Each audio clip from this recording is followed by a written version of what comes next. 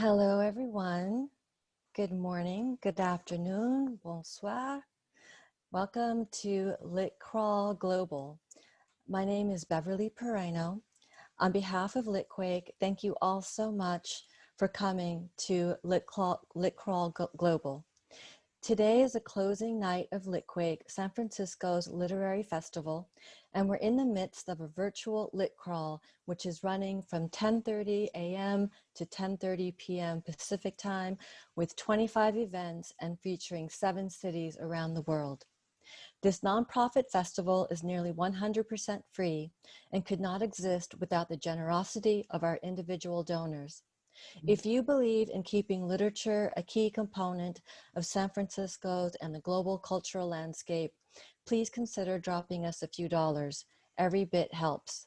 We accept donations on Venmo at Litquake, on PayPal at info@litquake.org, or directly at litquake.org. After the event, you'll be asked to fill out a short survey. These surveys are really essential to help keep Litcrawl free. Now let's get started with our event in Angers. Here is your host for the event, Phoebe. Hello, everybody. Wonderful to be here. Very exciting to be part of the global kicking it off.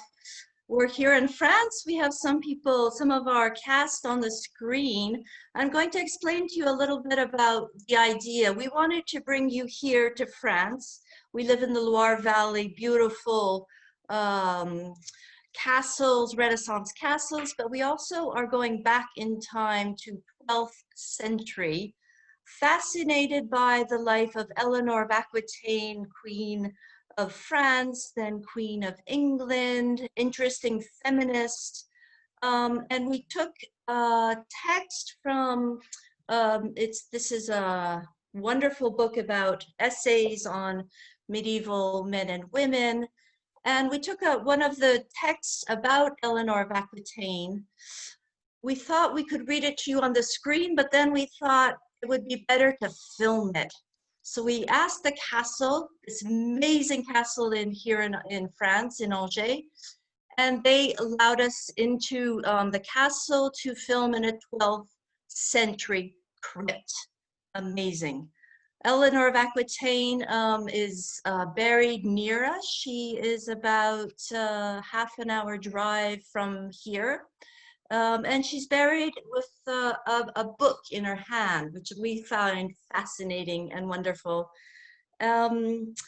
You'll see at the beginning of the film, you'll see part of where the cast is going through a part where there's a tapestry. This is a 13th century tapestry, one of the largest and best preserved tapestries in the world. We're all from the English language library in Angers. This is one of the largest libraries of books in English in France, but lots of activities, and it's wonderful to be linked in with San Francisco. Everything you guys are doing, it's great. We support you.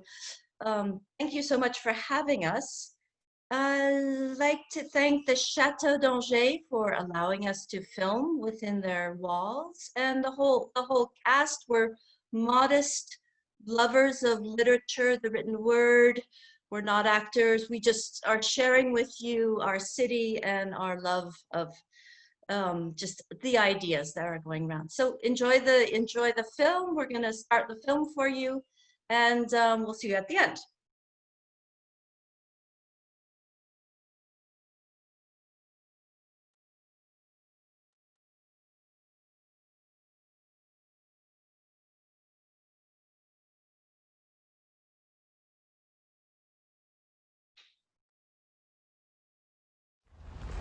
Whether in London or in Poitiers, Eleanor of Aquitaine's court was the most brilliant in Europe. She was always surrounded by literate and articulate nobility, by poets and artists, and by the more radical and provocative kind of university graduates. She welcomed lords and ladies of great wealth and bold lives, poets, and brilliant young clergymen thirsting with ambition and love of both the earthly and heavenly variety. The landed wealth of Eleanor's family, the ducal house of Aquitaine, lay especially in Bordeaux and Gascony, with its incomparable vineyards and access to the Western Sea. But in Poitiers was a memory, a tradition, an aristocratic elegance, and a very old Latin culture that made Eleanor feel confident and relaxed, secure in her lineage, gender, and sensibility. Our story takes place on a sunny day, a familiar palace in the background, the deep green color of spacious lawns, an exquisitely prepared picnic lunch, and the finest red vintages from her ancestral vineyards near Bordeaux, and the banter and wit of superior young people. This was the best that medieval society had to offer, in Eleanor's view. Queen Eleanor was giving interviews to a few selected petitioners for her favor. These petitioners were the unusual group of young men, university graduates looking for governmental or clerical posts that would produce a steady income and plenty of leisure time to write poetry and philosophy. There was a young woman of middle class, like Marie de France, hoping to latch onto a position in Eleanor's court and escape for a few years an arranged marriage with a boring, undereducated country squire, and the endless lottery of childbearing that almost inevitably followed, as often as not, to an early grave. And then there were middle-aged writers who had suffered a reversal of fortune and were very short of money, like John of Salisbury, the well-known English cleric, humanist and writer who suddenly turned up at Eleanor of Aquitaine's court on that day in September 1169. The Queen addressed him. So, John of Salisbury, why are you here petitioning for a job? That is why you have sought an interview with me, I'm told. Your Majesty, you have supported many writers and artists. I was hoping you could find something for me to do. Perhaps I could write a history of your illustrious house of Aquitaine, an account of the exploits of your grandfather, the famous poet Duke, and other chivalric ancestors of yours. Perhaps I can write your biography. All over Christendom, people want to read about the glorious Eleanor of Aquitaine. Do I look that old, Master John, that I should set about commissioning my biography? I suppose when having reached my 47th year and having produced a brood of children and seeing lines appear on my face and streaks of grey in my hair, people expect me to die soon, and that I should start thinking about finding a biographer. The king does not lie with me anymore, as everyone here knows. He is too busy with his concubines and mistresses. But that doesn't mean I am in my dotage. I expect to be around for a long time yet. But perhaps a famous writer like yourself can write a suitable life up to now. Tell me, John of Salisbury, what are your qualifications to be a writer of my biography?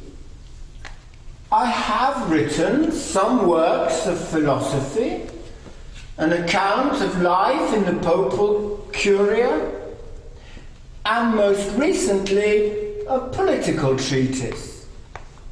There is no subject on which I cannot write in elegant Latin, whether in poetry or prose.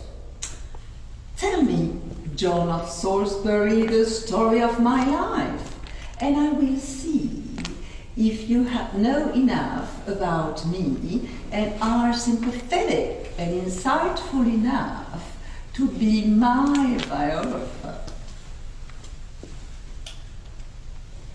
Eleanor of Aquitaine was the granddaughter of the troubadour Duke of Aquitaine, William IX, who was also famed as a crusader against the Muslims. Her parents died young, leaving Eleanor as her grandfather's heiress to the vast, rich duchy of Aquitaine. Just before he died, a few years later, Duke William designated Eleanor to be the ward of the French King of Paris, Louis the Fat. Following the advice of his chief minister, Abbot Suger of St. Denis, where Suger created the first Gothic-styled church, Louis VI married Eleanor to his own son, who became Louis VII. Eleanor and Louis were both very young and very much in love with each other. By Louis VII, Eleanor had 2 daughters. Louis felt compelled to answer the call of Bernard of Clairvaux to join the Second Crusade. While in the Middle East, the love between Louis and Eleanor cooled. On Louis and Eleanor's way back from the disastrous crusade, the Pope tried to reconcile the young, beautiful couple, tucking them in bed together. After Eleanor returned to Paris, she sued for divorce on the grounds that she and Louis were within the prohibited 7 degrees of consanguinity. Their blood ties were too close to conform to canon law. The Pope reluctantly granted the divorce. As the greatest heiress in Europe and most beautiful, Eleanor was pursued by suitors all the way from Paris to Poitiers. She gave her hand to Count Henry of Anjou, the prospective King of England, and 2 years later they were crowned King and Queen of England.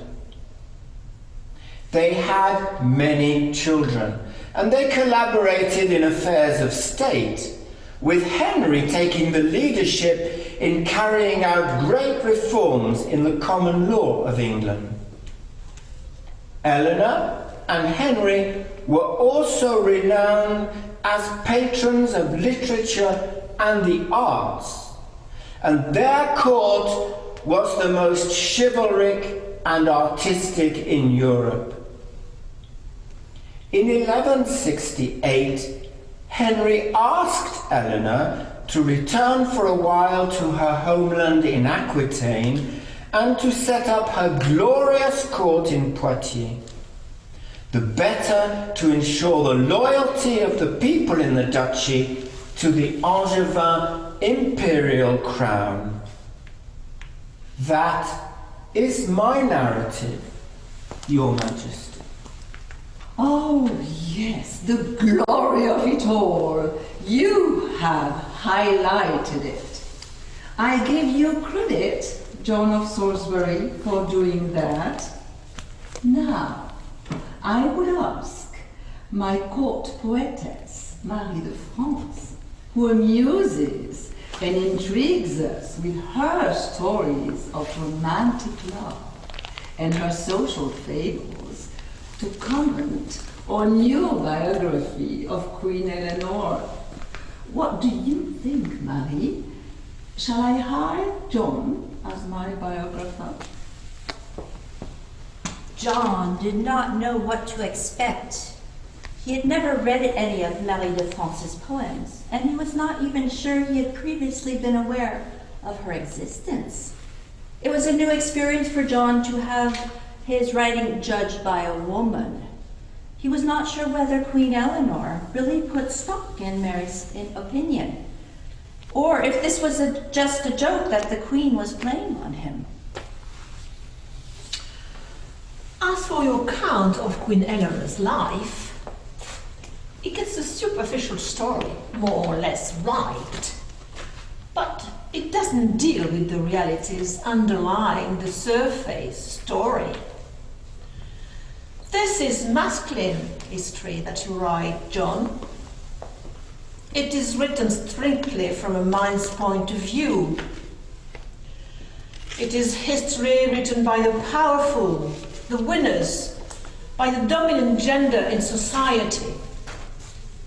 History written from a woman's point of view is different.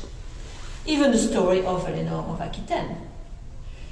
You make it all seem glorious because she was the daughter of the great lord, the wife of two kings in succession, one of France and one of England, and she's the mother of sons who will be kings. Eleanor has lived a life in the midst of the greatest wealth and the highest power. But what about her feelings as a daughter, a wife and mother? How has she felt about her relationship to her famous grandfather, her two husbands, her sons? Has her life always been one of happiness? In the midst of palaces, can a woman not be unhappy? Can she not endure meanness and oppression, even cruelty? Has Eleanor been happy in love? Has she been able to follow her heart's desire? Or has she been a victim of the political system and hierarchical order? This is completely missing from your account. You have given us a pageant of royalty with everyone dressed up in fancy costume. But you have not given us a narrative of love and hate, a story of feelings and passions. It is the glory of it all. John saw that Queen Eleanor was taking in every word and nodding her assent. He was devastated. Undoubtedly, you wanted to flatter the Queen, so you were reticent about anything in her life that wasn't simply glorious. But I feel, John, you do not understand the new perceptions that are circulating among women of the European aristocracy today, especially in their relationships with men. This kind of sensibility is getting into the narrative love poems, the romances that I write. Some of the aristocratic nuns in northern France and western Germany have been involved in this new women's culture. I think particularly of Abbess Hildegard of Bingen. Yours is an all-male culture in which women are merely fixtures, and even a queen is an exalted figure without feelings. So I don't think you are the right to write Queen Eleanor's life. Not unless you want the standard, conventional kind of masculine narrative which is merely court propaganda. How are we supposed to tolerate biography that never presents a life from a woman's perspective? Men raise everything to the level of philosophy. All differences in feeling they want to turn into big, rational arguments, thereby once again, they exhibit their propensity to dominate. What I know are particular things, not philosophical principles. What I know are the painful experiences of my life that John of Salisbury has omitted from his version of my biography. Until now, Eleanor had been sitting in a throne-like chair that had been placed for her. Now she rose from the chair and stood in her regal splendor. She was still a handsome woman. All eyes were fixed upon the great queen. Many childbirths had ruined her figure, but her face was still one of the glories of Christendom. When I was 15, I found myself heiress of a great duchy, but with no means to govern it and control the rapacious nobility who hemmed me in. I was afraid to step out of the palace.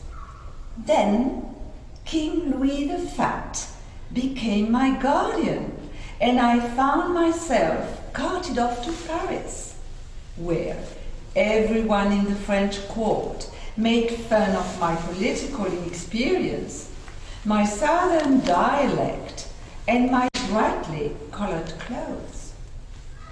I was married off, without as much as a by your leave, to the heir of the French throne.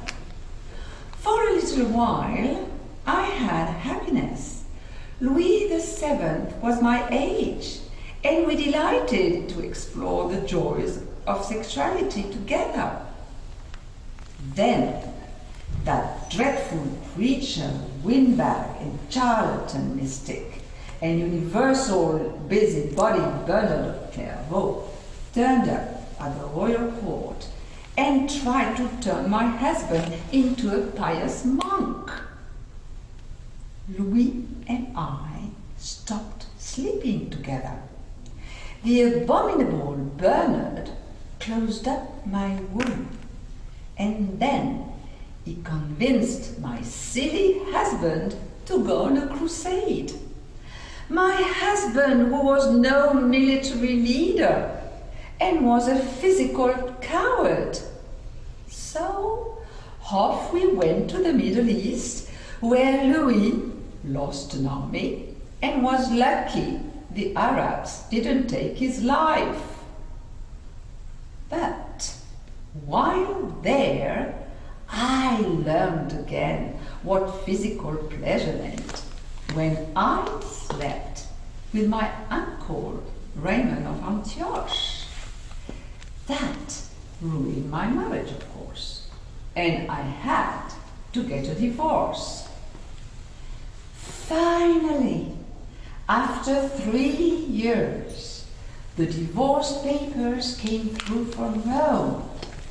I got on a horse and rode to Poitiers, pursued by half the horny barons of France who wanted to rape me and get my body and my land. For shame, said Marie de France in mock horror.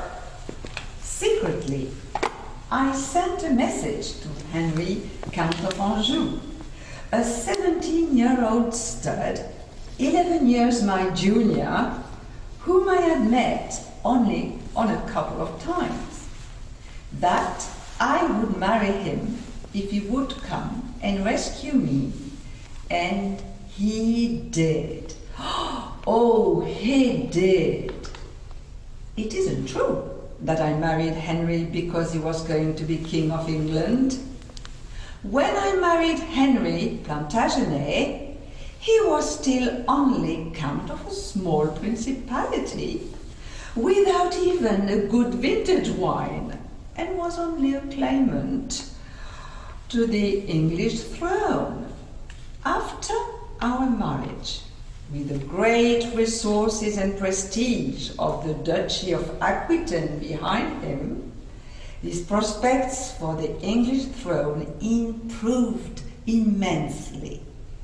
And 3 years later, he became king in London. I chose Henry because he was handsome and sexy. I fell in love with him at first sight, and he didn't disappoint me. He was even better than Raymond of Antioch. I didn't know there could be such pleasure. For a few years I was very happy. But Henry kept me pregnant all the time. In 14 years of marriage, I went through 8 pregnancies, and my flowers wilted very late. I had my last child at the age of 44. I began to decline under these multiple childbirths, and Henry found lovers, most of them women, to keep him occupied during my pregnancies. For a few years, I had a say in the government. But last year, Henry sent me away to Poitiers, ostensibly to secure the duchy, but actually to get me out of his way, so he could get on with his amour. I, a dried-up woman of 47, no longer interested him. That, John of Salisbury, is my true history. Would you care to write it?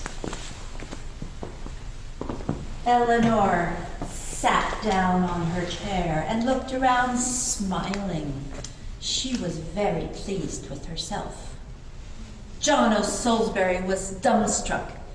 He had a sense of vertigo, not from the actual events recited, for Eleanor was known by church writers as foul-mouthed and promiscuous woman, but from hearing these things from the Queen of England herself and wondering how he should respond, if at all.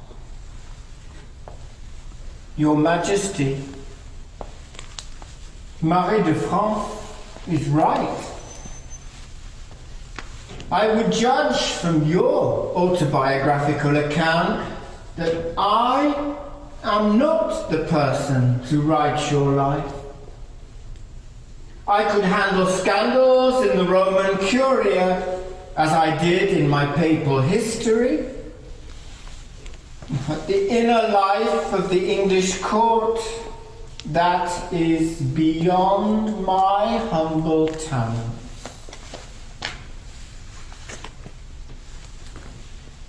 In 1173, Eleanor of Aquitaine, with support of 3 of her young sons, rose in rebellion against her husband, apparently with the intention of regaining the independence of the Duchy of Aquitaine.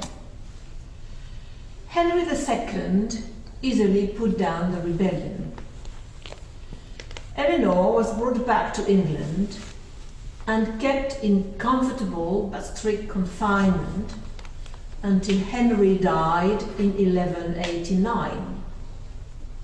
Eleanor died in 1194 during the reign of her son, Richard the Lion-Hearted.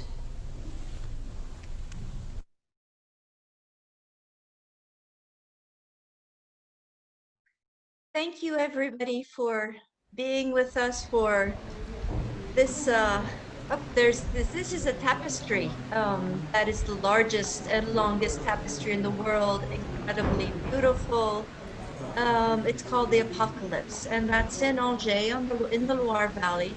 We had a wonderful time together. Really interesting feminist view of a woman who is a formidable woman a time period which is fascinating and is right here in our town and Angers. So come and see us. I'd like to thank once again the Château d'Angers and the Centre des Monuments Nationaux. Thank you to the cast and to everybody. This again is the text that we took, and it's a longer essay, so you're welcome to read it in full length. Enjoy the lit crawl around the world. Glad to be with you from France, and we'll see you soon, hopefully for something new and interesting. Have a great day. Thank you everyone for participating. Thank you, Angers. Beautiful performance. Thank you so much. Our pleasure.